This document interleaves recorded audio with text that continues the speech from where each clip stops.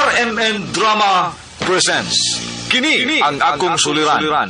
Sa bugtong tuyo nga kami makaalagad kaninyo. Among gituyo pagmugna kining maong tulumanon nga pagatambagan nila ni Dr. ni Elaine Bathan nga mutabang sa pag-iway sa mga gumunhap ug kalibo nga inyong gihambin ilabi na sa punto legal. Dinisab si Dr. Rene Obra ang kaabag sa inyong suliran. Kini ang akong suliran. Kini ang akong suliran.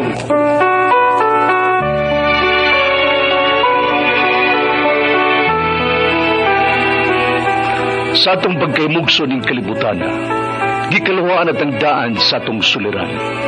Ang suliran mo'y kabahin sa itong inadlang panginabuhian. Aba na doon ay suliran nga dili mo mapasan nga ikaw ra. Nagkinahanglan kag katabang aron sa pagsulbad ni ini.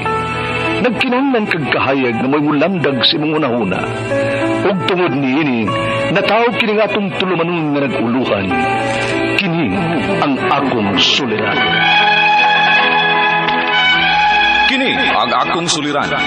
Mga minugbong duwa nga matapos lang sa usa ka hugna. Mga kinutlog gikan sa mga suwat sa mga minahal namong tigpaminaw. Busa kung aduna kamoy suliran nga naggumon karon sa inyong galamhan. Suwata ka na ug ipadala ning atong tulumanon. Kini ang akong suliran. Aron kabuhatan ka na og duwa sa kahanginan ug pagatambagan sa mga bulawanang hunahuna. Kini ang akong suliran. Kini ang akong suliran. Sinumat ni Teresa Tirul Soria, ubos sa direksyon ni Ingrid Miss Iver Tudaso. Dalit kaninyo sa RMN Drama.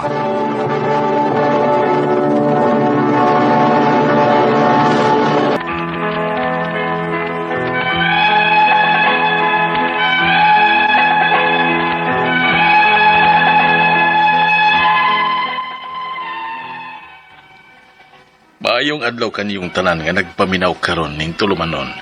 Kini ang akong suliran. Labi na kaninyo Dr. Rene Obra ug Attorney Elaine Bathan.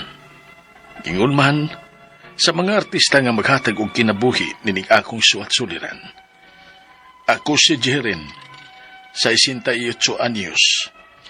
Minyo, dunay mga anak ug mga dagko na pod ang akong mga apo. Taga City Ubnaga, Cebu.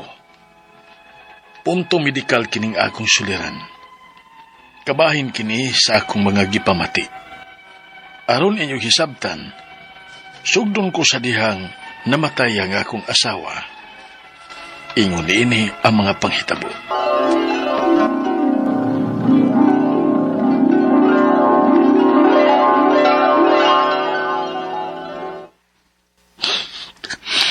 Day, ihatod na ka na mo sa katapusan ni Pinoyanan. Titis kalibutan. Ayo-ayo sa imong pagbiyahe, ha? Naya ha. Sige ka na mo kalimtan, Tay, ay lagkat malapi. Init na ba kayo? Basig mo saka o dyan ng imong tuko.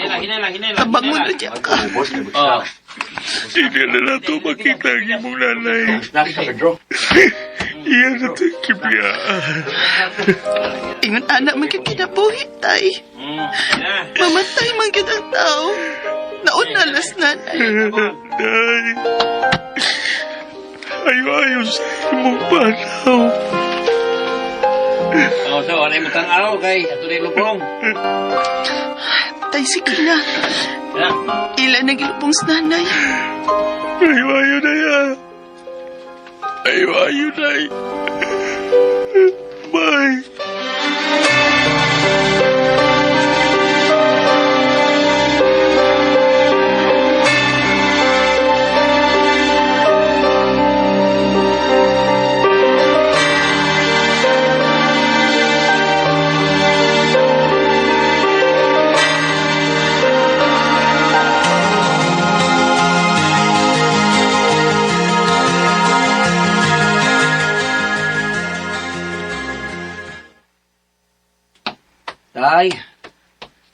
Tay, kaon na tay.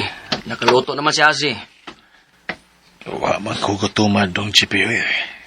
Tay, ali na. Nga na ta, nakahukad ako. Ay, wak ko na sagot ma.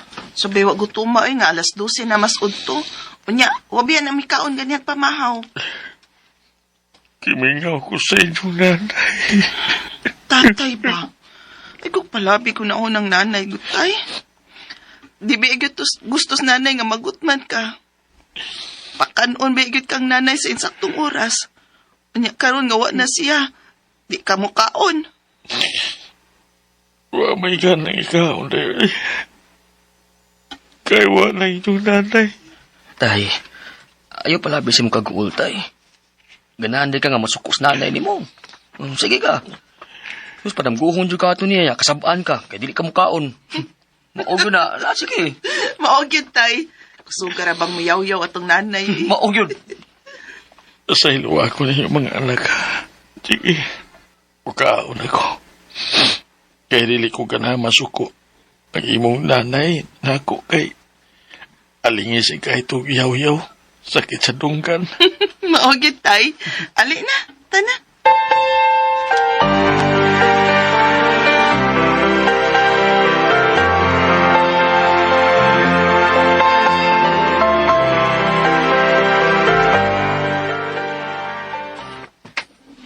Tay! Tay! Tay! Ay nga, nung naghinuktok ka man din, ay. Asa na karon ang imong nanay, no? Basig to na siya sa tong ginuod, tay. Basig nagkuyog na to sila ron. Tumaw pa? Oo. Makamingaw sa bitaw si nanay, tay, no? Gimingaw na ikon niya. Tay, sakti lang ko. Kaya bisa ko anas nanay, ni ang maghapon ni imong mga anak. Dili ka na mo pasaktan, tay. Mare! Gimingaw na kay kunin mo! Tay. Tay? Ngit-ngit ang akong pananaw. Ha? Nga naman, tay? Kasi, sakit. Ha? Ang akong dugan. Tay? Tay, ginoko! Tay! JP, tabang si tatay, JP!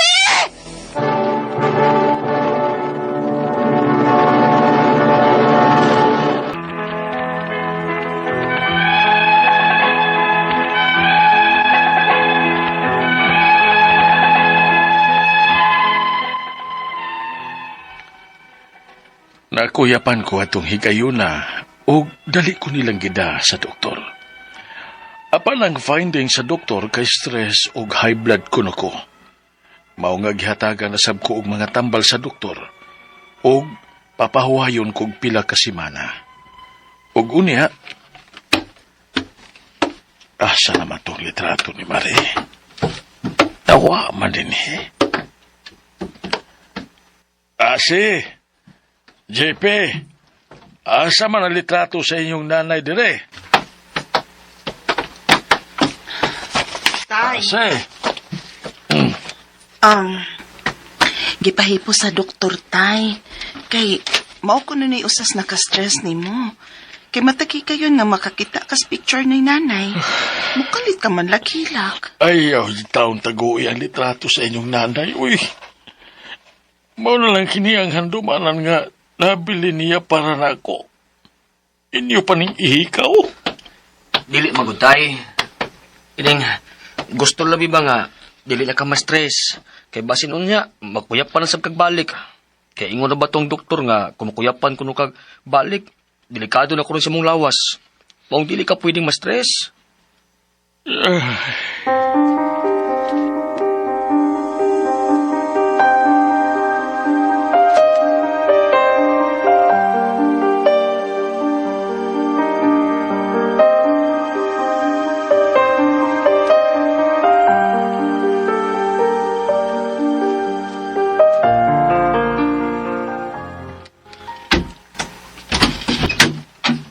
Tay?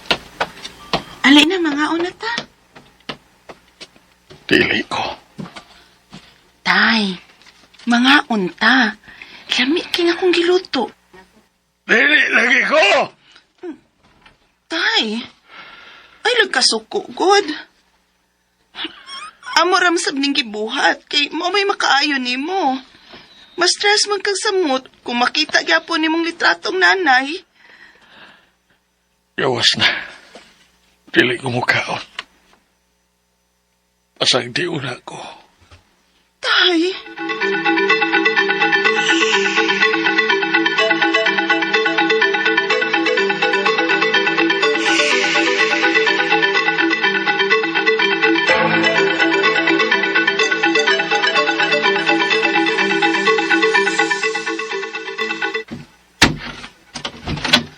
Tay, nisulti si Azin ako ba nga, dili sa kuno kamukaon. Tay, kaon na yung taon tayo, oy. Kaya kung dili kamukaon tayo, basin, masakit na noon ka na. Pasakti ko. Tay, dili magod pwede nga pasagdan ka. Kaya naluoy sa binimo. Kaya pila nakakaadlaw, way tarong kaon. Nga sige, bidyo kaghilak. Tiguang na biyain taon ka, tay. Makadaod na nimo ang imong gibuhat, oy. Pasakti lang ko ninyo. Gusto na ko musunod sa inyong nanay. Gusto na ko magkuyong pintuhag balik. Tay, ayaw sa na tayo, oy. Magunsa lami, ha? Kung ikaw, lakip ka mawa na namo. Ayaw sa itaw bibihain tayo, oy. Ayaw ito papakawa sa paglaong.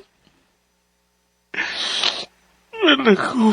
Tay, angay nga magpakalingon ka. Dili ka makabiya sa imong kagalingon. Busa, tay, dali na tayo kauna. Sakaran di ka, ha? Dili ko. Gawas na lang dito, nak. Matuog ko na ko. Tay!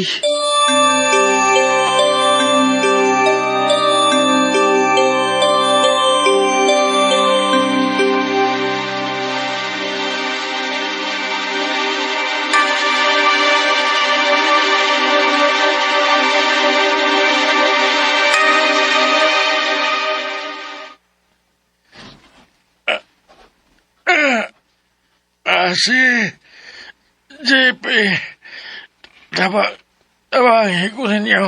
Tay? Tay? Tay nga do ka? Tay, tay? Tay!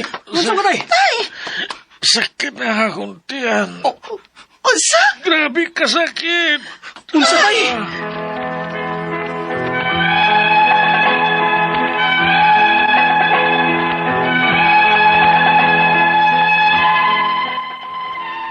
Naglisod kong dawat sa pagkamatay sa akong asawa. Mao nga naapektuhan ang akong gana sa kaon. Ug tungod kay pila na ko kasimana nga way tarong kaon, misakit ang akong tiyan. Ang akong mga pangutana mao kining mosunod. Unang pangutana, kung sobra ka stress ang usa ka tawo nga susama na kong edad, maka-high blood ba di ay na? Ikaduhang pangutana.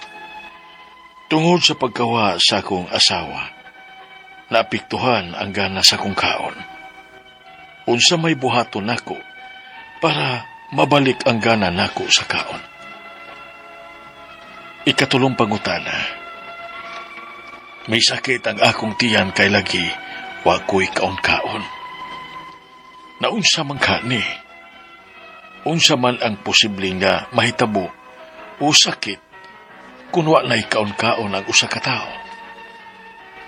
Ikaw pat og katapusan.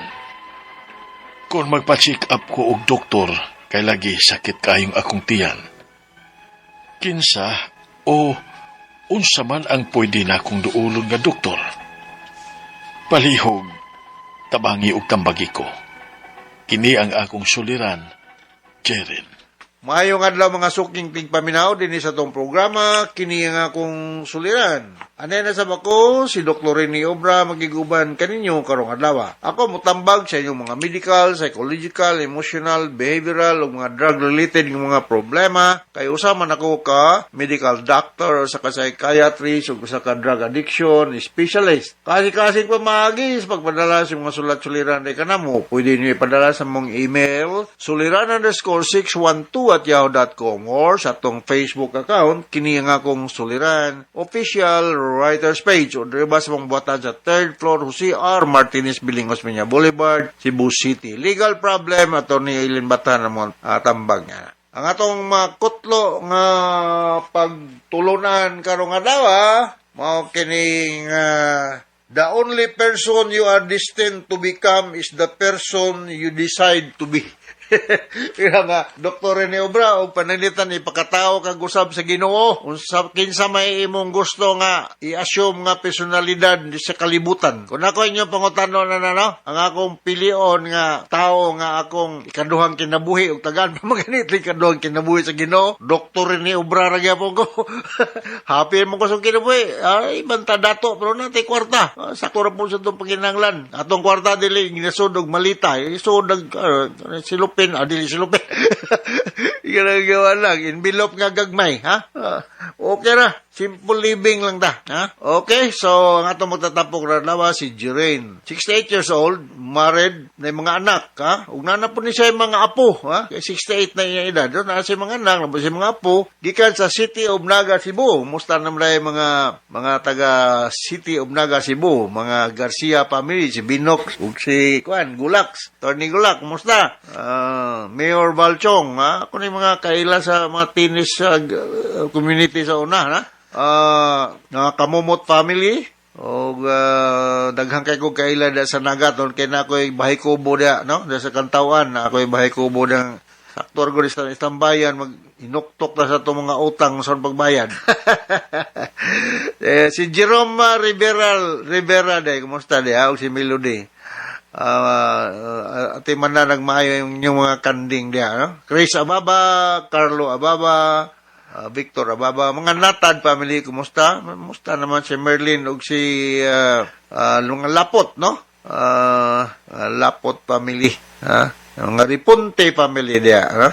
Na yung mga silingan na to dia sa Kantawan Naga, no? Ug bisan pag-uban ng mga uling. Sa uling, isa mo tong akong gikuan sa uling? Asa naman to sa lagi manghatag mong mga kuan Tris Uling Naga City, Junior Rizada, Training Rizada, mga Kambarog Dalagit, Jisim, o si Bill Jisim, Nira Jisim, o mga taga San Fernando, dahil musta mga Bilenosa family, na? Diya sa Lantawan, naot nga okay lang kinabuhi na, ha? Okay, so going back to our sender, si Jirim. Ako lang yung paningkamutan na Jirin. Unang pangutana ni Jirin, no?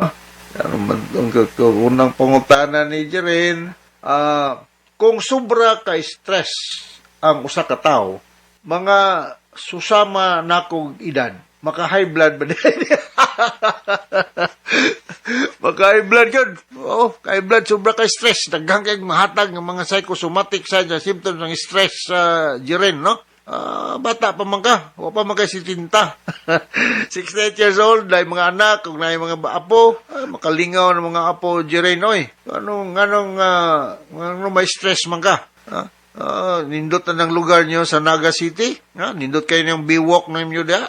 Kuan na god, simple living, simple living.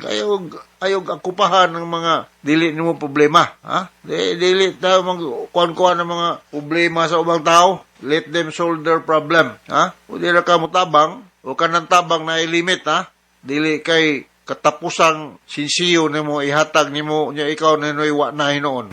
Dili,